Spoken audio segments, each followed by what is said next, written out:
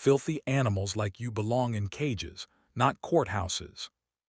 That sentence would trail Officer Martinez like a ghost that never sleeps. A black woman in plain clothes, briefcase heavy with the morning's files, stepped toward the marble steps. "Another ghetto rat trying to slip in," he muttered, planting himself in her path, contempt flashing like a badge. "Before we move forward, comment down from where you're watching and what time it is there right now." His palm cracked across her face, hard enough to whip her head sideways. The briefcase spun, papers exploding across stone like confetti at the wrong celebration. He clamped her throat, drove her into cold granite, and tightened steel around her wrists until the cuffs bit bone. "Filthy animals like you belong in cages, not courthouses." Two uniforms drifted close, snickering, phones up, recording cruelty like a hobby. Her jaw throbbed, but her eyes fixed on the bronze plate above the doors. The Honorable Judge K. Williams presiding. 20 feet from her own courtroom, the machine she served was chewing her alive. Instant karma. Ever seen it load that fast? Inside, Martinez smoothed his uniform and cleared his throat. He'd rehearsed this routine, shape the story, steer the room, cast himself as order, their order. Systems tend to trust badges over bruises, especially when the bruises look like her. "Your Honor," he began, steady, practiced, sterile. "During routine security checks, I encountered a suspicious individual attempting to breach courthouse security." He gestured toward her, now cuffed at the defense table, purple rising on her cheek. The subject behaved erratically, refused identification, and escalated when asked to comply. The fill-in judge, Harrison, pale, narrow, 60s, nodded along. "What exactly did you observe, officer?" "Improper attire for court, and she possessed what appeared to be stolen legal documents." The lie warmed him. He leaned in. "When I approached, she became verbally aggressive, profanity, threats." In the gallery, Rodriguez and Thompson traded the look of men who have heard this script before. New face, same story. "She wouldn't stop shouting about being somebody important," Martinez said, voice dipped in disdain. "These people always pretend, lawyer, judge, senator, anything to dodge accountability. I've seen this playbook for years." Harrison leaned forward. "Did she resist?" "Absolutely. When I attempted protective custody, she fought. I used the minimum force necessary to keep the public safe." The only tremor was in his hand. The stenographer's keys clattered, etching every lie into the record. A young clerk frowned, like a note in her head had gone flat. "Officer Rodriguez," the prosecutor called, "can you corroborate?" Rodriguez rose, crisp as a brochure. "Yes, ma'am, I observed the entire encounter. The defendant clearly tried to circumvent security. Officer Martinez displayed remarkable professionalism." Harrison. "And the alleged assault?" Martinez tightened his jaw. "Your Honor, I used only what was necessary to subdue a combative subject. Any injuries came from her resistance to lawful commands." He raised his phone, video starting mid-scene. "Partial footage. Unfortunately, my body cam malfunctioned this morning. Smooth as honey." "How convenient," the woman murmured. "Excuse me?" Harrison asked. "Nothing, Your Honor," she said, voice calm, eyes burning. Martinez doubled down. Classic victim act after getting caught. She was trespassing with suspicious documents. When confronted, she played the discrimination card. The prosecutor, Sandra Walsh, nodded with sympathy. "Officer, in 15 years have you seen similar?" "Too often. Certain individuals think they're above the law. They weaponize racism claims to dodge their crimes. It's an insult to real victims." Heads in the gallery bobbed. The story familiar from screens and feeds, easy to believe because it costs nothing. "She said she was going to work," Martinez sneered, making air quotes. "But no employment proof, no ID, no legitimate reason to be in a restricted wing." Thompson stepped in. "Your Honor, she carried what looked like confidential legal files. Identity theft or fraud seems likely." Harrison perked up. "Fraud?" "Yes," Martinez said, catching the wind. "Judicial letterhead, case numbers, sensitive content, stuff civilians don't touch. She might have been planning to impersonate staff." The irony in the air was thick enough to chew, but Martinez kept marching into his own trap. "In my professional opinion, she's just gaming the system." Make it about race, cry brutality, distract from crimes. That's the manipulation. He faced her squarely, eyes like ice.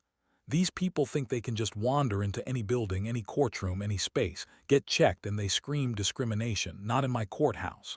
The words coated the room like poison. Some staff shifted, others stared stone still. The prosecutor recentered.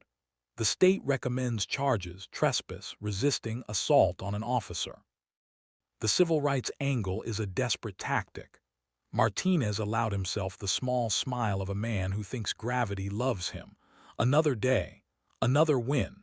The system doing what it was built to do, teach people their place. He wasn't done. If I may, she was unstable, possibly under the influence. A lesser officer might have used far more force. Harrison gave the solemn nod of approval. Duly noted. At the defense table, the woman sat still, hands laced, the picture of calm. Up close, the corners of her mouth had begun to lift, as if she were annotating every line in a book she already knew by heart. He had no idea he was performing in front of the one person who could end him.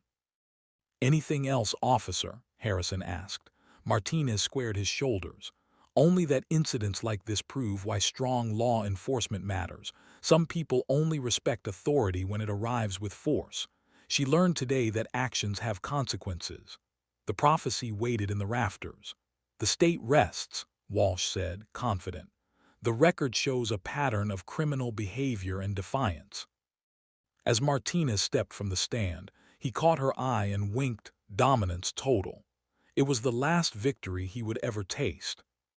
"Defense may present," Harrison said, already halfway to the sentence in his head. She rose slowly, the cuffs rattled like wind chimes in a storm. The bruise on her cheek burned like a flag, her posture carried a weight the room couldn't name yet. "Thank you, Your Honor," she said, clear, controlled, big enough to fill every corner without shouting. Something in her tone didn't fit the story on the table. "First," she said, "let's correct a few errors in Officer Martinez's account." Her gaze tracked every witness who had underwritten the fiction. "According to him, I was trespassing. In truth, I was on a public sidewalk approaching the main entrance at approximately 8:47 a.m. She looked to Harrison. "As you know, sidewalks adjacent to government buildings are traditional public forums. Citizens have a constitutional right to be there." The stenographer hesitated. Walsh frowned. This wasn't the meltdown they were expecting. It was a scalpel. "Next," she continued, "the suspicious documents. They're authentic, pending case files, judicial memoranda, administrative correspondence, all accessible within my professional capacity." Harrison cut in. "And what exactly is your profession, Ms. Williams?" she said, a small smile touching her mouth. "Dr. Williams. We'll get to my background shortly, Your Honor." A chill climbed Martinez's spine. She kept going, courtroom comfortable, cuffed or not. "He claims I used profanity and became verbally aggressive. I'll invoke my fifth regarding any alleged statements. What I will note is that any words spoken by me were direct responses to an unprovoked physical assault, without warning, without lawful cause." In the back, the young clerk sat up straighter. Recognition stirred. "As for the body cam, malfunction," her voice gained steel, "this courthouse is saturated with security coverage, high-definition cameras along the main approach at regular intervals, and the county's automatic backup captures officer body cam footage regardless of device excuse." Color drained from Martinez's face. He'd forgotten about the building that never blinks. "I'm formally requesting a preservation order from 8:45 to 9:15 a.m. All surveillance angles, body cam backups, and any mobile recordings by officers present." Walsh shot up. "Objection. The defendant can't make evidentiary demands without counsel." Williams turned to her, gaze like a hand on the throat. "Pro se defendants retain the right to present evidence in their own defense, and Brady obligations require the state to preserve potentially exculpatory material." The silence landed heavy. This wasn't how these cases go. "Ms. Williams," Harrison said slowly, "you seem unusually fluent in procedure. Do you have formal legal training?" "I have some experience with the judicial system," she replied, neutral on the surface, amusement rising like heat under the paint. She moved as far as the cuffs allowed and pointed to a sheet on the table. "This is my daily court calendar.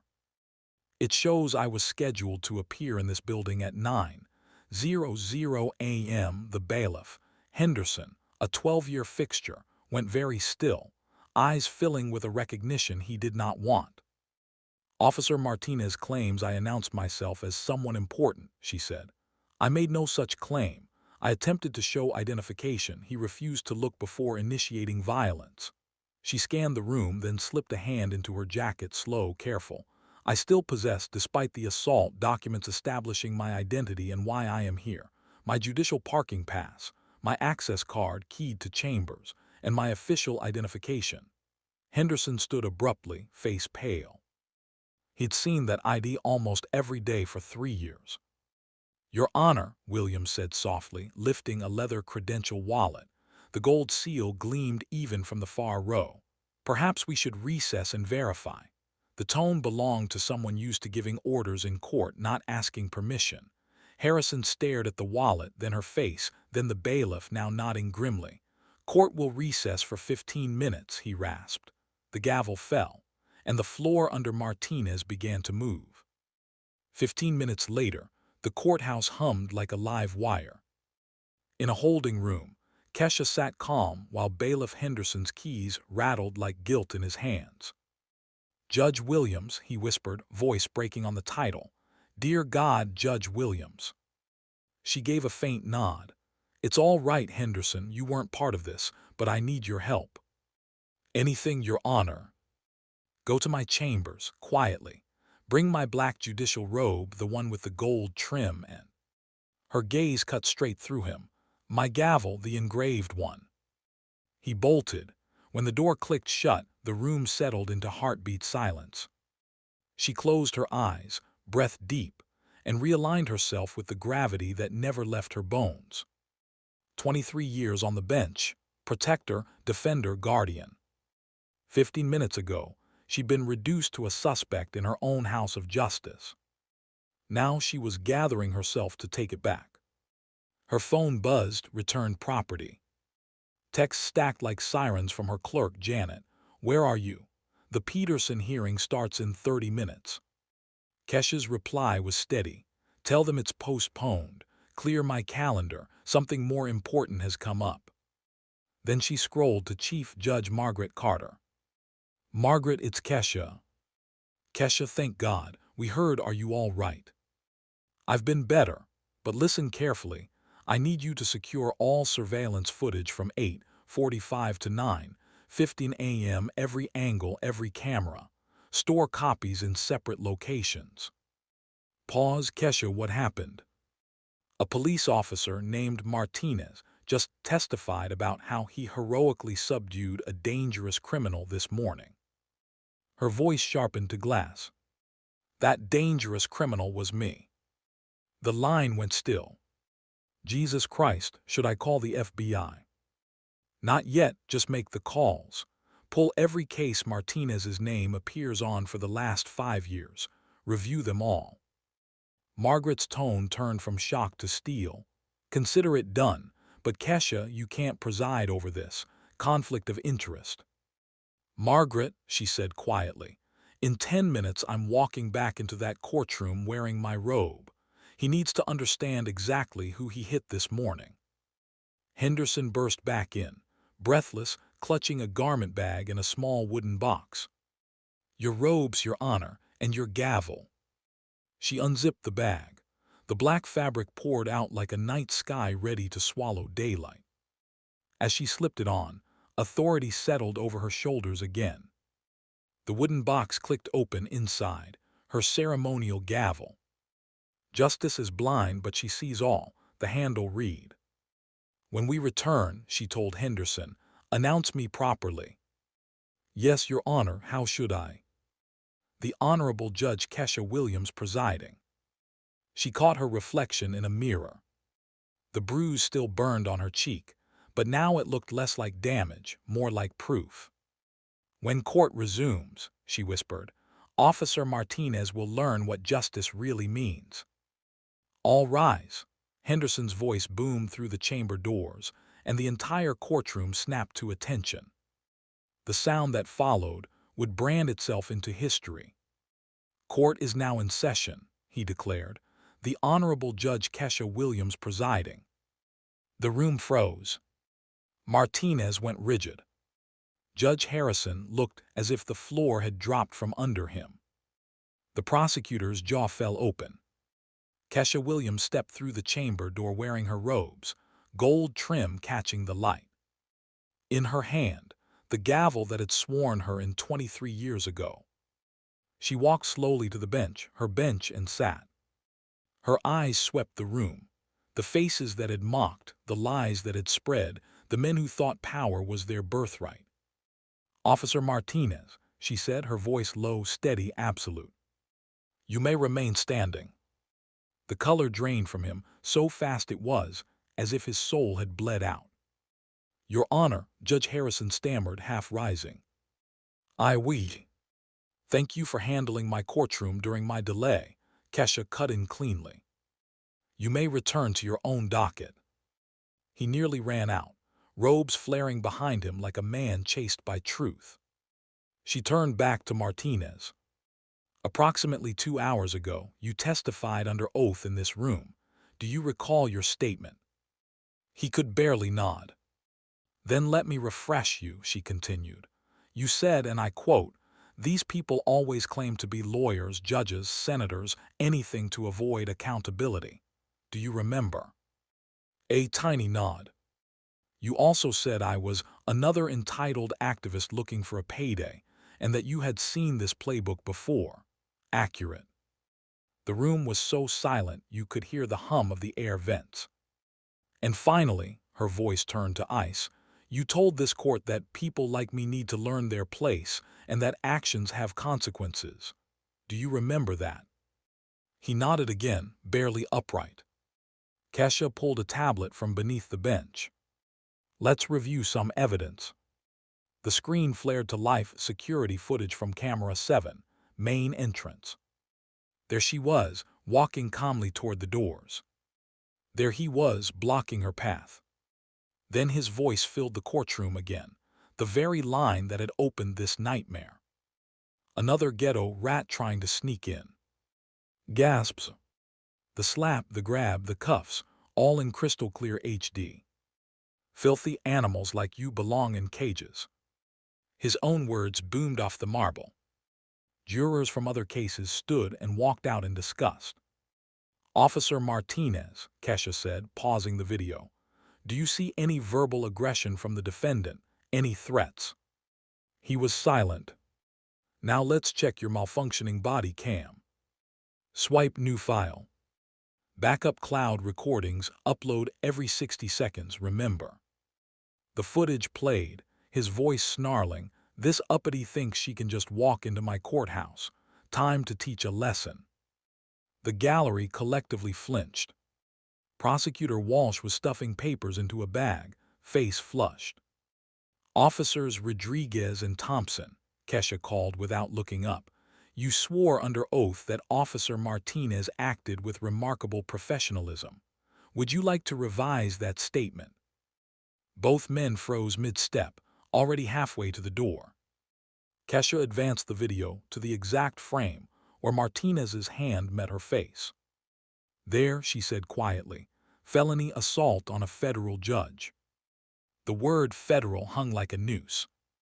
Martinez buckled, hands gripping the table for balance.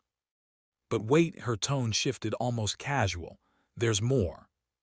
She cued a final audio file, Thompson's bodycam feed.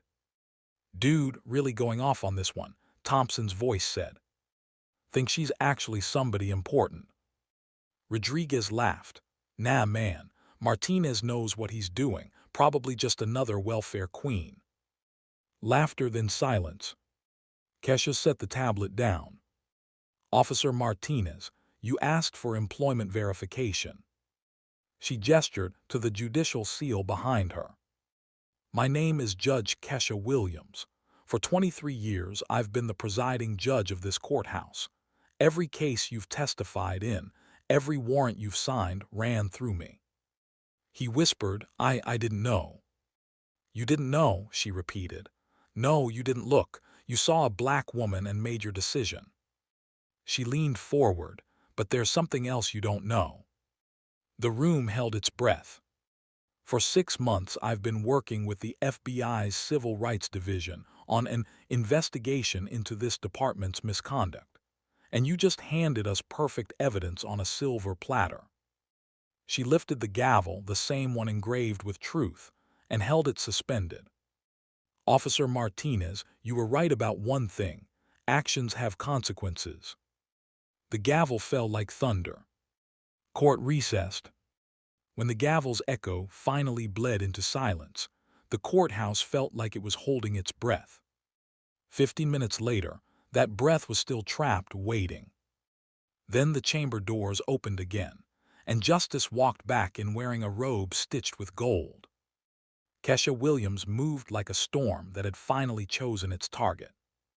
Every step across the courtroom floor rewrote the hierarchy. Officer Martinez, she said, voice calm as gravity, you may approach the stand. He staggered forward, the same steps he'd once marched with arrogance, now heavy with dread. Before she could continue, she let the weight settle, letting the silence bend around her. Then she spoke, the voice of a system remembering what it was built to do. 2 hours ago, you said people like me need to learn our place. You also said actions have consequences. She tilted her head, eyes locking onto his. Consider this your lesson. She reached for the tablet again. The screens behind her flickered alive, fed by evidence retrieved during recess. Surveillance, transcripts, complaint logs. The courthouse lights seemed to dim, the glow of the monitors washing the walls in cold truth. The first clip showed Martinez striking her again from a new angle. The next clip showed Rodriguez laughing, his camera tilted just enough to catch every hateful syllable. By the third file, the room had stopped breathing entirely. Officer Martinez, Kesha said, would you like to explain why multiple backup systems show perfectly functional body cam feeds when you claimed a malfunction? No answer. Would you like to explain why your colleagues can be heard joking during an active assault? Still nothing. The only sound was the staccato beat of the stenographer's keys, immortalizing his ruin. She exhaled slowly and closed the tablet. Let's discuss patterns. Henderson stepped forward with a thick folder, the one retrieved from Internal Affairs. Kesha opened it with surgical precision. 47 complaints, she read. 0 sustained, every single one dismissed as unfounded, and yet here we are. Her tone didn't rise, but the temperature in the room dropped. You see, Officer Martinez, corruption doesn't need fire. It survives on silence, on people nodding along. She scanned the gallery, her words slicing the air. And that silence ends today. Martinez's attorney, a public defender dragged in mid-chaos, tried to stand. Your Honor, my client was under stress. Kesha's gaze cut him off mid-sentence. So was I when he slapped me. The difference is, I didn't lie about it afterward. She leaned forward. For 6 months, I've been investigating your department with the FBI Civil Rights Division. Every statistic, every arrest, every complaint cataloged. Her hand hovered over another folder. Your name surfaced in nearly half of all excessive force reports. She flipped it open, revealing charts, red lines converging on one badge number. You've built a career on fear, on intimidation, on people too scared to fight back.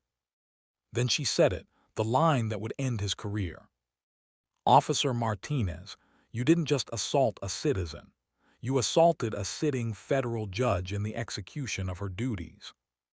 The courtroom gasped, even the walls seemed to lean closer. That is a federal felony, punishable by imprisonment, and we both know the Department of Justice will take that call personally. Martinez's knees buckled. He whispered, please, I didn't know. Her eyes softened, but only for a breath. You didn't know because you didn't care to. That's the virus we're currying here. She raised the gavel again. This court will recess while I prepare the appropriate criminal charges. One heavy strike. Thunder.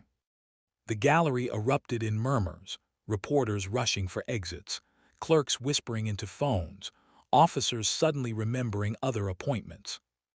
Martinez stayed frozen, the realization crawling across his face like frost. He had spent a career teaching others that consequences came with force. Now force had a voice, and it spoke from the bench. The 15-minute recess stretched like a lifetime. When the courtroom doors opened again, every seat was filled: reporters, clerks, attorneys, even officers who once laughed outside now pretending to be invisible inside. The air was thick with anticipation and shame. Judge Kesha Williams entered through the chamber door with a calm that felt like danger wrapped in velvet. She no longer needed to raise her voice. The silence bowed for her. The gold trim of her robe shimmered faintly under the overhead light, her gavel steady in her hand, the same one she had sworn her oath with. "Officer Martinez," she began, "before we proceed with formal charges, this court will review the factual record of your conduct." Each word landed with surgical precision. She gestured to the bailiff. "Mr. Henderson, please distribute copies of the verified reports to counsel and the record." Stacks of paper moved down the aisles like weapons of truth. Kesha flipped open her own copy and began. Internal Affairs Complaint Number 9014, filed by Mrs. Rosa Delgado, age 63, alleging verbal abuse and physical assault during a traffic stop. Disposition: unsubstantiated. She flipped a page. Complaint number 12118, Jamal Washington, 17 years old, alleged narcotics planting during an unlawful search. Disposition: unsubstantiated. Another page. Complaint number 23456, Dr. Michael Johnson, a licensed cardiologist, arrested outside his own home for suspicious behavior. Complaint dismissed. She looked up slowly. 47 complaints, 0 accountability. 47 times the system gave you a pass until today. Martinez's face had drained of all color.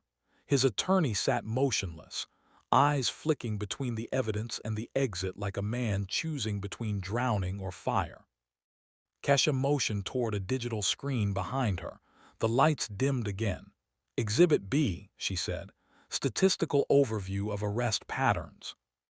A bar graph filled the screen, cold, unflinching data. 15 years of service, 1,260 arrests, 87% were people of color. 40% of those arrests were later dismissed due to constitutional violations or lack of evidence. She tapped the screen again. Use of force incidents, 63% involving minorities, 12% involving white suspects. She leaned forward slightly. "Tell me, Officer Martinez, is it luck that your baton always seemed to find darker skin or habit?" No response. "Did you ever stop to wonder why your malfunctioning body cams only failed when your suspects were black or brown?" Still silence. "Of course not, because the silence of this system was your shield." Then she turned her gaze to the audience, the lawyers, the reporters, the officers shifting in their seats. "What happened here today isn't an isolated act of brutality. It's the harvest of seeds planted years ago, watered by bias, protected by bureaucracy, and hidden under paperwork labeled unsubstantiated." Her voice deepened, the room hanging on every syllable. "This is what systemic rot looks like when it finally steps into daylight." She looked back to Martinez. "But today, officer, daylight's not asking permission anymore." She reached for another folder, this one thicker, heavier. "This," she said, holding it high, "is a compiled audit of the financial impact of your conduct. Over $2.3 million in settlements and judgments paid by this county as a result of your actions." The number echoed like a gunshot. $2.3 million. taken from taxpayers, from schools, from communities who trusted you to protect them. Martinez's eyes darted from side to side, panic replacing arrogance. His lips trembled as if words might save him, but none came. Kesha walked from behind the bench, slow, deliberate steps, until she stood only feet from him. "Officer Martinez," she said softly, "I took an oath to uphold justice, not vengeance. But understand this, justice remembers." She leaned closer. Justice does not forget a bruise or an insult or a lie sworn under oath. Then she straightened, her full height commanding the courtroom like a moral storm. "For 15 years, you've told people their lives didn't matter, that their pain wasn't real, that their truth would never stand against your badge." She raised her gavel slightly. "Today, this badge bends to the truth." She returned to her bench. "Court is now preparing formal criminal charges," she declared. Her voice filled the hall. "Assault on a federal officer, perjury, civil rights violations under color of law, abuse of authority, pattern of misconduct." Each charge dropped like a stone into water, ripples spreading across the gallery. "Effective immediately," she continued. "Officer Martinez is relieved of duty and remanded into federal custody pending indictment." The bailiffs moved slow, almost reverent as they approached the man who once gave them orders. The clink of handcuffs echoed through the hall, the same metallic sound that had once humiliated her now turned poetic. She watched him for a long moment, the man who thought justice was blind because he'd never seen her eyes. Then she whispered, almost to herself, "Justice doesn't need sight to recognize you. She just needed a mirror." When the cuffs locked around Officer Martinez's wrists, the sound cracked through the courtroom like the closing of a century-old vault. The same steel that had once bitten into Judge Kesha Williams's skin now circled his, and for the first time in his career he flinched. The reversal was total, so clean it felt mythic. Kesha rose from the bench. "Bring him back to the stand," she ordered, her voice steady as a verdict. The bailiffs obeyed. Cameras from the press, summoned by rumor, drawn by truth, clicked like distant lightning. "Officer Martinez," she began, "earlier today you said, some people only understand authority when it's backed by force. You were half right. Real authority isn't the weight of a weapon, it's the weight of accountability." He stared at the floor. "Your Honor, I was just doing my job." She cut him off with one raised hand. "Your job was to serve the law, not stand above it. You confused power with purpose, and the difference is the line between civilization and chaos." Her tone never rose. The control in her voice was the punishment. She turned toward the gallery. "For those still wondering why this moment matters, look at him. Look at the arrogance that lived unchecked for 15 years because paperwork said unsubstantiated instead of unacceptable. Look at the silence that built him."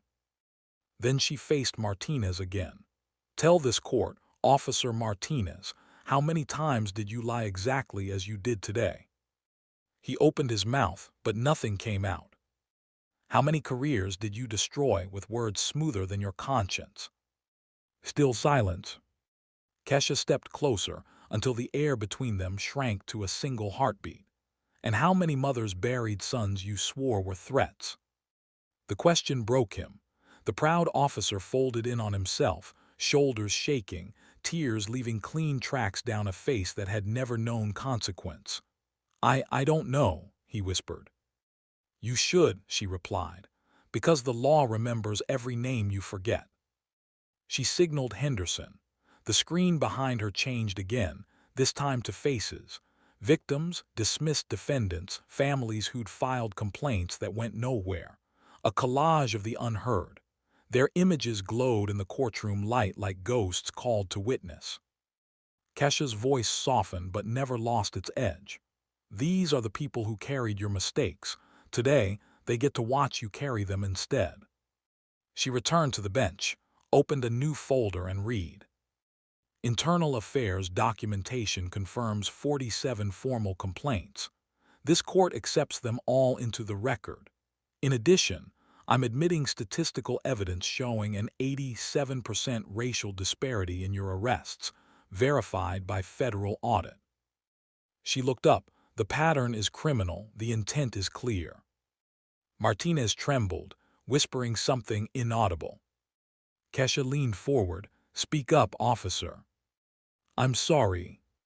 Her reply came slow, deliberate. No, you're frightened. Sorry is what comes before change. Fear only comes before sentencing. The courtroom held still as she reached for her gavel. Every journalist, every clerk, every soul in that room knew what was coming would be studied in law schools for decades. Officer Martinez, she said, voice rising just enough to carry through marble and history. This court finds probable cause for charges of assault on a federal officer, perjury, and civil rights violations under color of law. You are remanded to federal custody without bail pending indictment. Your badge, weapon, and pension are hereby revoked. The gavel struck, once, twice, 3 times, each hit heavier than a sentence.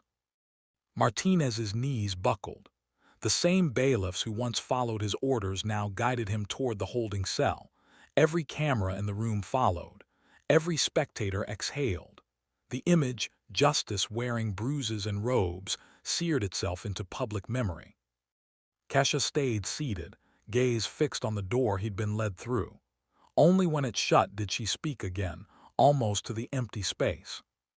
Before we move forward, comment down from where you're watching right now, and tell me, have you ever had someone cross a line so far you stopped recognizing the person they pretended to be? She let the question hang there, not to the audience in the room, but to the millions who would one day watch this footage, their fingers hovering over keyboards, their hearts remembering every injustice they'd swallowed in silence. Then she lifted her chin. Court stands in recess for review of sentencing guidelines, she declared. Justice has work to finish. The gavel fell again, final, echoing, absolute. When the doors reopened, the air inside the courtroom had changed. It wasn't tension anymore. It was reckoning. Every person who'd once treated this case like spectacle now sat upright, afraid to even blink. The same marble floor that had seen arrogance and cruelty just hours ago now felt sacred, as if the building itself was finally learning what justice sounded like. Judge Kesha Williams entered without theatrics. No fanfare, no applause, just quiet footsteps that carried the weight of centuries of pain and one woman's resolve to end it. She took her seat behind the bench. The bruise on her cheek had turned a deeper shade, but somehow it looked like armor. Court is now back in session, she said. Before sentencing, the record must show not only what one man did, but what the system allowed him to become. The statement landed heavy. Everyone leaned forward. Kesha turned to the bailiff. Mr. Henderson, introduce Exhibit C. He wheeled in a cart stacked with folders, hundreds of them, each one stamped with an officer's name. These, Kesha said, are cases where misconduct complaints were dismissed under the same supervision, the same leadership, the same silence that protected Officer Martinez. She didn't raise her voice. She didn't need to. The truth carried itself. For years, she continued, people have called this courthouse a temple of justice. But what good is a temple when the altar, been used to hide the sins of those who guard it? Her eyes swept across the gallery, locking briefly on prosecutors, clerks, and the officers who had testified hours earlier. Every unchecked complaint, every missing video, every malfunctioning body cam, those weren't accidents. They were habits, and habits become culture. Then she said something that froze the room, and culture, left unchallenged, becomes law. She let that hang for a moment before tapping her gavel once, not in anger, but in punctuation. Effective immediately, she said. This court issues an order establishing an independent review commission on judicial and law enforcement conduct. Every officer, every deputy, every courthouse employee who has had a complaint of bias, excessive force, or misconduct in the last 10 years will have their record reviewed by a federal oversight panel. The prosecutor shifted uncomfortably. Your Honor, that level of oversight will save lives, Kesha interrupted. You may sit down. She turned back to Martinez, who sat trembling at the defense table, head down, wrists chained. Officer Martinez, this isn't just about you. You're the symptom, not the sickness. He tried to look up, but the weight of her words pinned him where he sat. Kesha continued, this system taught you that power without accountability was strength. It rewarded your violence, excused your prejudice, and silenced your victims. You are the product of a culture that mistakes cruelty for control. She rose from her bench, black robe flowing like a flag of defiance. And that ends today. She gestured to the stenographer. Please include this in the record. The woman nodded. Fingers flew across the keys as Kesha spoke. I am issuing a standing judicial directive. All officer body cameras within this jurisdiction must maintain automatic dual storage. One local, one cloud-based, updated every 60 seconds. No footage will ever again vanish into technical difficulties. Any officer found tampering with that system will face immediate suspension and federal referral. The gallery broke into quiet murmurs. It wasn't applause. It was relief, raw and real. Furthermore, Kesha said, any case previously involving Officer Martinez or his partners will be reopened. Dismissed charges, sealed records, wrongful convictions, all of it. Justice delayed is justice denied, and I will not allow delay to masquerade as due process. She paused, then looked directly into the cameras lining the walls, the world's eyes watching through every lens. For too long, this system has been protected by silence, but today, silence loses its badge. Every word felt like a hammer, driving nails into the coffin of corruption. Finally, she sat back down. Her voice softened, but her authority only deepened. Officer Martinez, you once said, some people need to be taught their place. You were right, but you learned the wrong lesson. Your place was never above the law. It was under it like the rest of us. Her hand rested on the gavel. The courtroom braced. Today, she said, you will finally meet the law you thought you owned. The gavel fell once, sharp, echoing, eternal. The gavel's echo lingered long after the sound had faded. No one in the courtroom dared move. Even the cameras felt intrusive now, as if they were trespassing on something sacred. Justice wasn't just being spoken, it was breathing. Judge Kesha Williams took a slow breath, her posture unshakable, her expression unreadable. The room could sense what was coming. Officer Martinez, she said finally, please stand. He rose on trembling legs, chains whispering against the floor. For 15 years, you have worn the uniform of law enforcement, she began. For 15 years, you have used it as armor to protect yourself from accountability. Today, that armor breaks. She gestured toward the evidence monitor.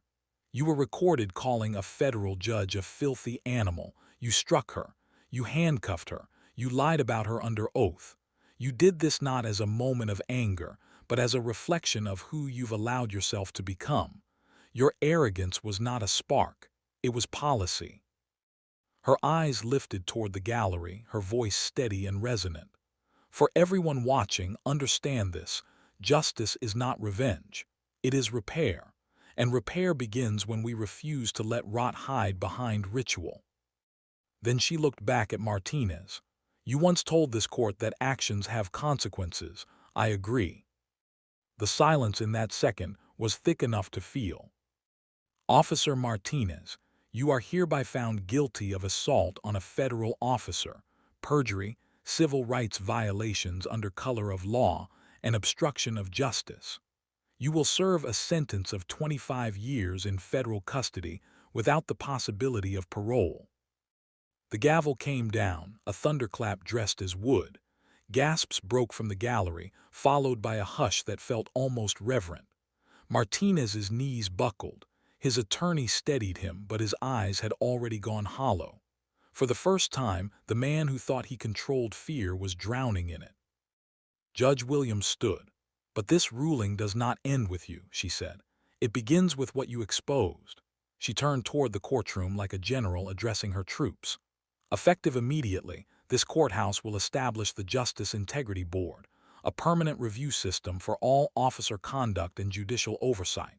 Every complaint once dismissed as unsubstantiated will be reopened and audited by independent counsel. Every pattern of abuse will be mapped, documented, and corrected.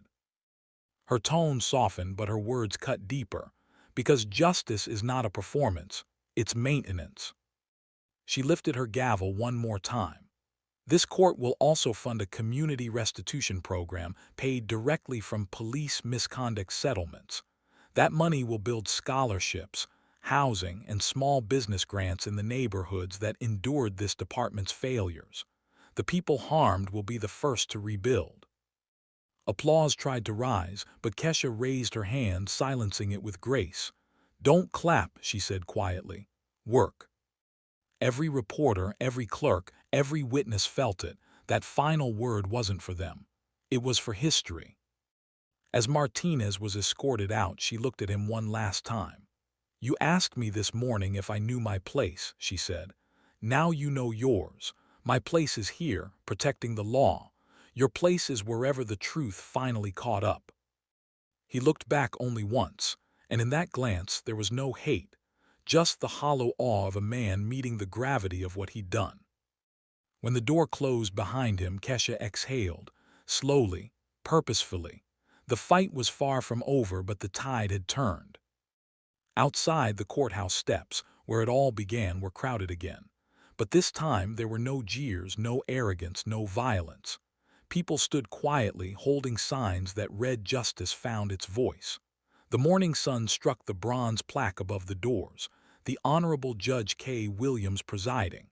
For the first time, the words didn't just name a judge, they named a promise kept. Kesha walked through those doors, head high, robe catching the wind like a flag that had finally earned its colors. Every camera turned, but she didn't slow. She wasn't walking for spectacle. She was walking for truth. Down the courthouse steps, a teenager whispered to his mother, "That's her, the one they hit." His mother nodded softly. "No," she said, "that's the one who hit back." As the crowd parted, Kesha paused at the bottom step, letting her gaze trace the horizon. The world wasn't perfect, not yet, but for the first time in a long time it felt possible. She whispered to herself, "Justice isn't blind, she just needed new eyes." The camera zoomed out, sunlight reflecting off the courthouse seal, the city alive with murmurs of something it hadn't felt in years: hope. Then, as the credits of reality rolled in invisible ink, her gavel's inscription glimmered under the light. "Justice is blind, but she sees all." And for the first time, everyone finally believed it.